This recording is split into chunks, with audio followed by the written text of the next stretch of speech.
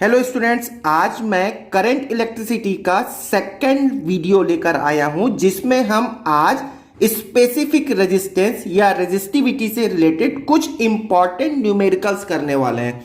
बस आप ध्यान से देखोगे, बहुत 3-4 मैं आपको छोटे छोटे फार्मूला बताने वाला हूं, वो आप फार्मूला लर्न कर लें और स्पेसिफिक रेजिस्टेंस से रिलेटेड सारे प्रॉब्लम्स आप डील कर सकते हैं। चलिए स्टार्ट करते हैं वीडियो को, और वीडियो पसंद आए तो आप इसे लाइक करें और सब्सक्राइब कर ले ताकि मेरा नेक्स्ट वीडियो आपको मिल जाए। मैं अपने नेक्स्ट वीडियो में रेजिस्टेंस के सीरीज और पैरेलल वाले सर्किट सॉल्व करना बताऊंगा, जिससे 100% एक क्वेश्चन आने की संभावना है, क्योंकि 2016 और 17 एसीएफ के पेपर में इससे रिलेटेड क्वेश्चन आ चुके हैं। तो चलिए स्पेसिफिक रेजिस्टेंस के बारे में आज थोड़ा सा जान लेते हैं। आपको पता होगा रेजिस्टेंस जो होता है वो इलेक्ट्रिकल रेजिस्टेंस जो होता है, इलेक्ट्रिकल रेजिस्टेंस क्या है? एक प्रकार का प्रतिरोध है।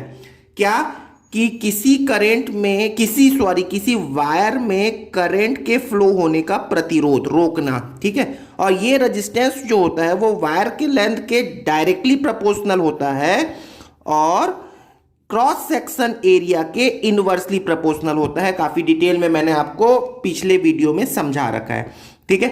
यदि ये दोनों को मैं कंबाइन कर देता हूं तो मेरे पास में सीधा सीधा एक रिलेशन आता है, आर मतलब resistance is directly proportional to length and inversely proportional to cross section area. This is cross section area, don't forget, ठीक है। मतलब क्रॉस सेक्शन एरिया किसके बोलते हैं स्टूडेंट्स?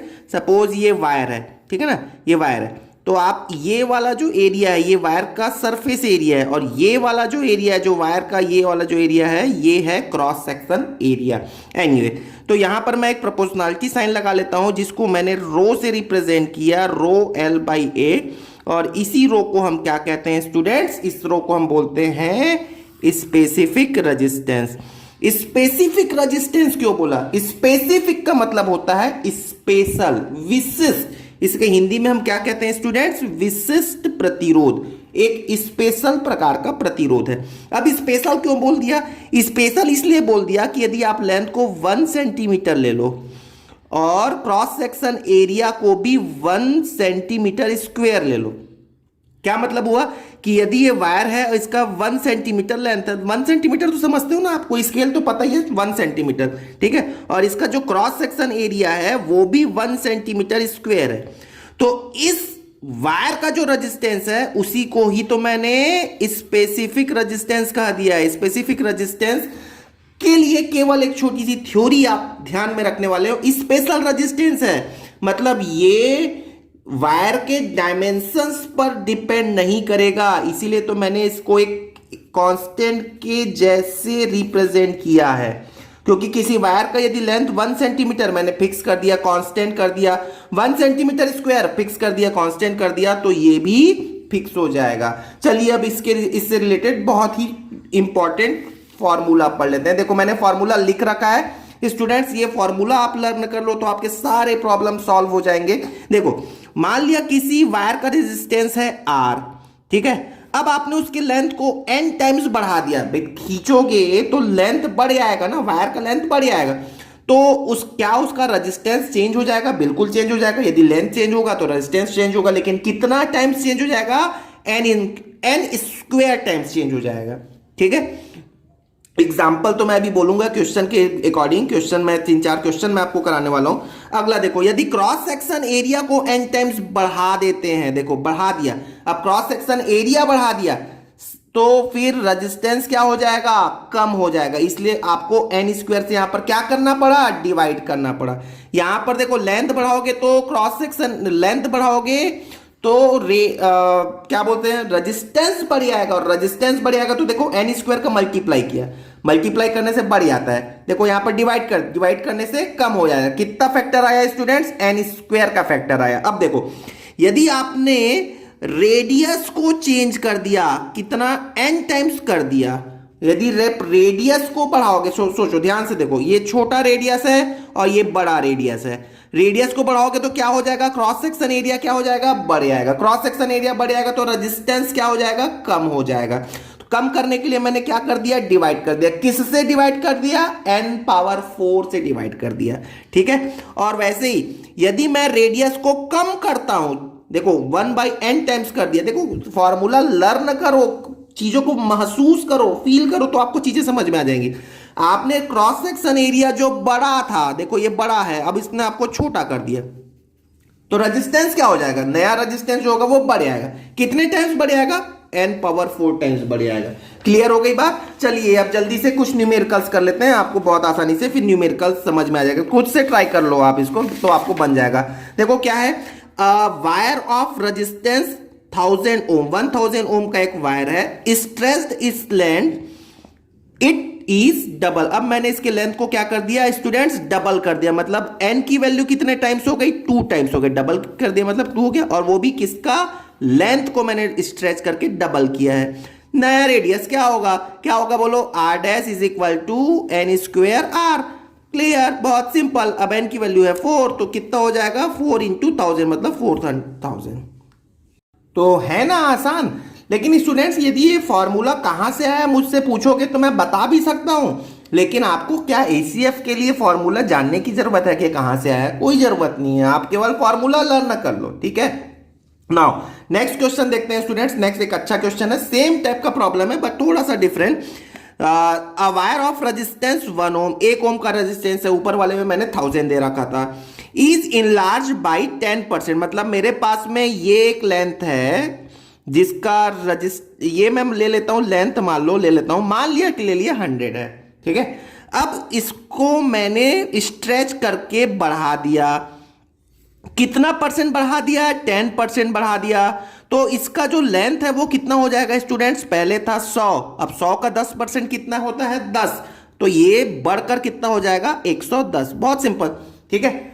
देखो अब देखो क्वेश्चन पढ़ लेते हैं। A wire of resistance 1 ohm is enlarge by 10%। पहले 100 था, मैंने मान लिया क्योंकि परसेंट वाला प्रॉब्लम है तो मैंने बेसिस क्या ले लिया 100, ठीक।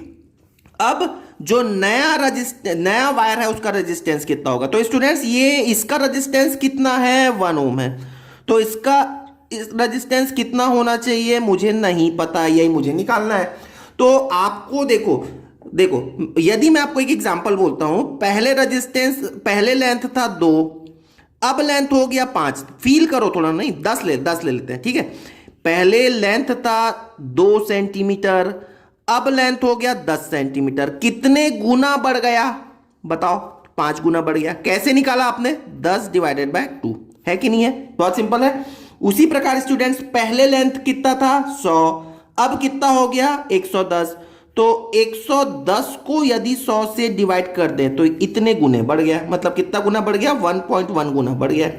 अब आपको ऊपर एक फॉर्मूला तो बताया है, देखो r dash is equal to n square r, मतलब यहां पर इस क्वेश्चन के लिए n की वैल्यू कितनी हो गई 1.1, इतने गुना बढ़ गया। तो फिर आंसर क्या हो जाएगा, 1.1 का स्क्वायर मतलब 1.21 हो जाएगा। तो इनिशियल रेजिस्टेंस था 1, अब कितना हो जाएगा 1.21 ओम।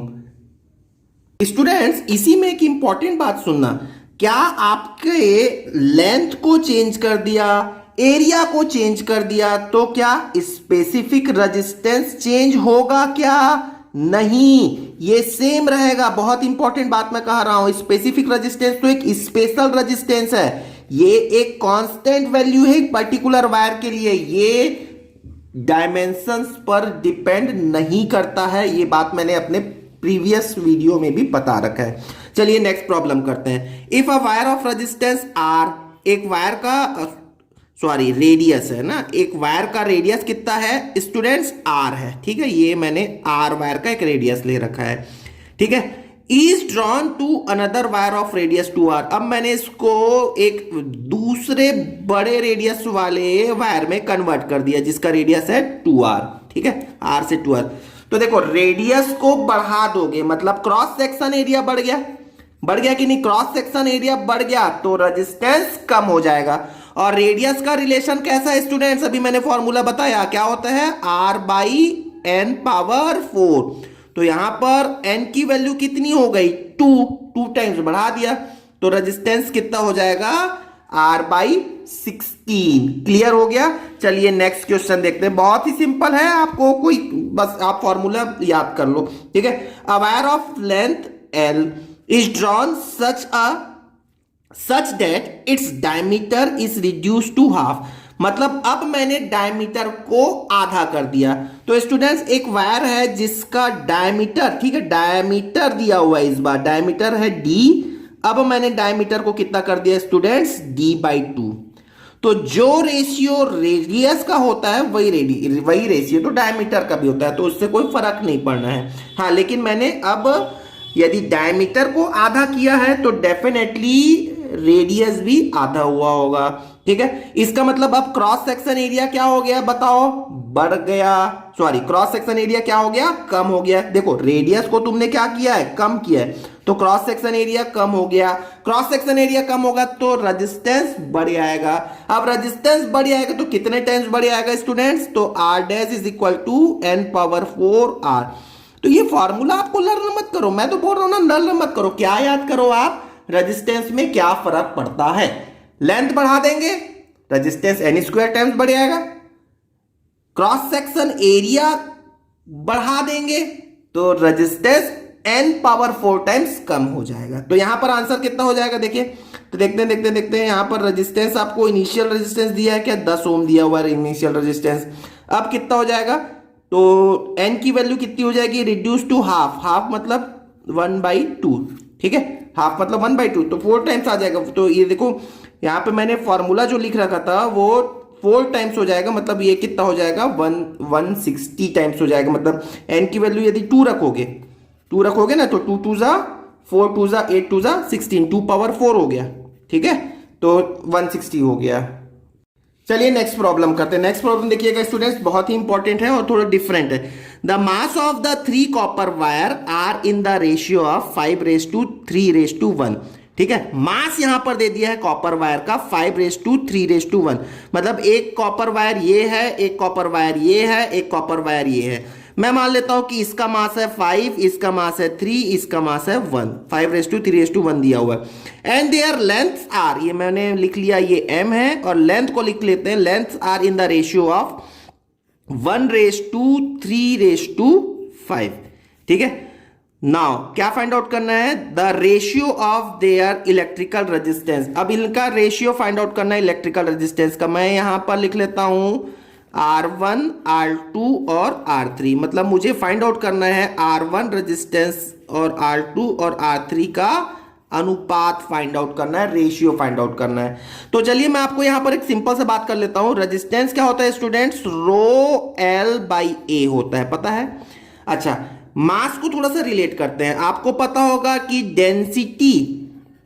डेंसिटी इज इक्वल टू क्या होता है स्टूडेंट्स, मास बाई वॉल्यूम, होता है कि नहीं। Density is equal to mass by volume. Mass को मैं ले लेता हूं m, वॉल्यूम को ले लेते हैं v, ठीक है, डेंसिटी को ले लेते हैं d। क्लियर हो गया। अब आप देखो वॉल्यूम को मैं क्या लिख सकता हूं, क्या मैं वॉल्यूम को ये लिख सकता हूं क्या, देखो एरिया इंटू लेंथ लिखा जा सकता है वॉल्यूम को। तो मैंने वॉल्यूम को लिखा a इंटू एल।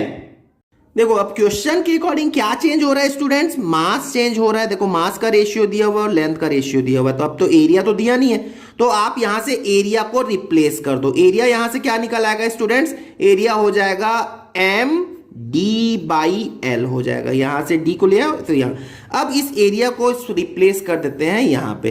तो स्टूडेंट्स क्या हो जाएगा, r is equal to ρL/m d/l, और d/l को मैं ऊपर लिख दूं तो ये क्या हो जाएगा, r is equal to ρL², ये l ऊपर चला गया, d/m। तो स्टूडेंट्स मैं यहां पर क्या कहने वाला हूं, रो तो एक कांस्टेंट वैल्यू है, डेंसिटी भी कभी चेंज नहीं होगी किसी सब्सटेंस की, तो r is directly proportional to L²/m। अब आप ये याद कर लो, ठीक है।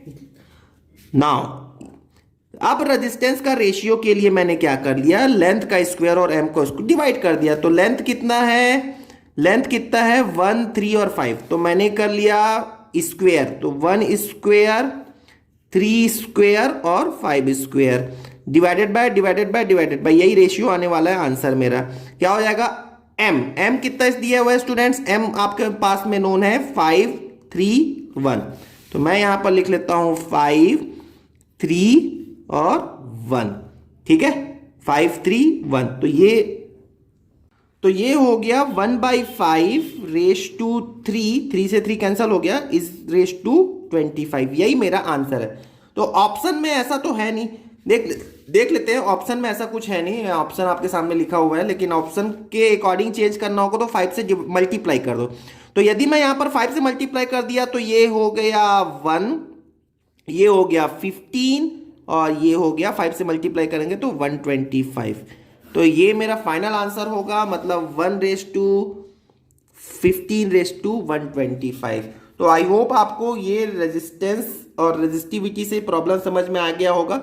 नेक्स्ट वीडियो में मैं सीरीज पैरेलल के प्रॉब्लम्स कराने वाला हूं, जो कि मोस्ट इंपॉर्टेंट होगा। इसलिए आप चैनल को सब्सक्राइब कर ले, बेल आइकॉन प्रेस कर लेना, ताकि आपको मेरा नेक्स्ट वीडियो का नोटिफिकेशन मिल जाए। Thank you very much.